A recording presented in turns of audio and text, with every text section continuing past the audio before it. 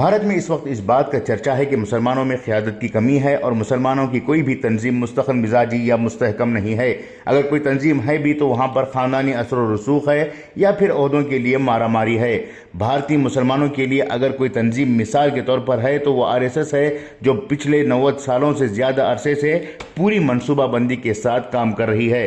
90 سالوں سے اس تنظیم میں نہ عہدوں کے لیے تغافر دیکھا گیا، نہ ہی اس تنظیم سے جڑے ہوئے عہدیداران اسٹیجوں، گلپوشی یا پھر اپنے مفاد کے لیے تنظیم کا استعمال کیا۔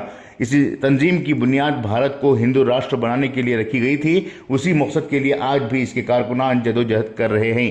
سوائے چند ایک عہدیداروں کے نام لوگوں کی زبان پر ہیں، باقی تمام عہدیدار پس پردہ رہ کر اپنے ایجنڈوں کو پورا کرنے کے لیے کام کر رہے ہیں۔ جبکہ مسلمانوں کو تنظیمی طور پر کام کرنے کے لیے قرآن و حدیث نے بار بار راستہ بتایا ہے، مگر ان راستوں کو چھوڑ کر مسلمانوں کی تنظیمیں کام کر رہی ہیں، جس کی وجہ سے اکثر تنظیمیں ہوتے ہوئے بھی مسلمان نامراد ہو رہے ہیں۔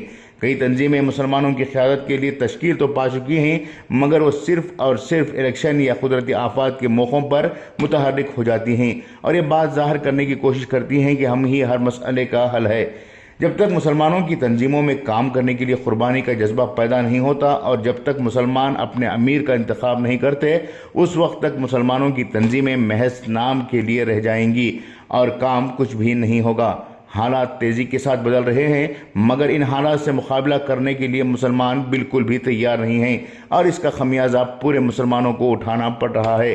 چھوٹی چھوٹی تنظیمیں تشکیل پانے کے بعد وہاں کے عہدوں کے لیے جس طرح سے بھاگ دوڑ دکھائی دیتی ہے، اسی بھاگ دوڑ کے درمیان وہ تنظیم اپنا وجود ختم کر لیتی ہے۔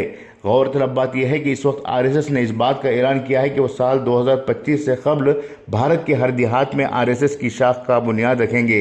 اتنا ہی نہیں، موہن بھاگوت نے اس بات کا بھی اعلان کیا ہے کہ وہ مسلمانوں کو بھی قیادت کے لیے آگے لائیں گے۔ ممکن ہے کہ RSS کے ہاں میں ہاں ملانے والے یا حکومت کی چمچہ گیری کرنے والے یا پھر پولیس کی مخبری کرنے والے مسلمانوں کو قیادت کا موقع دینے کی تیاری کر رہی ہے۔ اگر RSS مسلمانوں میں موجود قیادت کی کمی کو محسوس کر رہی ہے تو مسلمان اس تعلق سے کیوں نہیں فکر کر رہے ہیں؟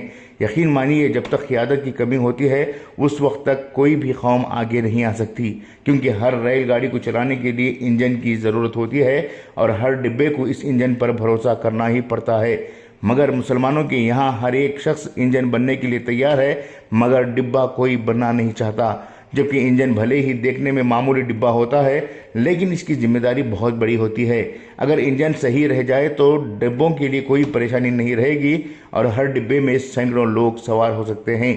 مسلمانوں کو چاہیے کہ وہ اچھی انجن کو تشکیل دیں اور اس پر بھروسہ کرتے ہوئے آگے بڑھیں اور وقت وقت پر انجن کی سروس بھی کریں، اور سروس کے باوجود بھی اگر انجن میں خرابی دکھائی دیتی ہے تو اس انجن کو ہی تبدیل کریں۔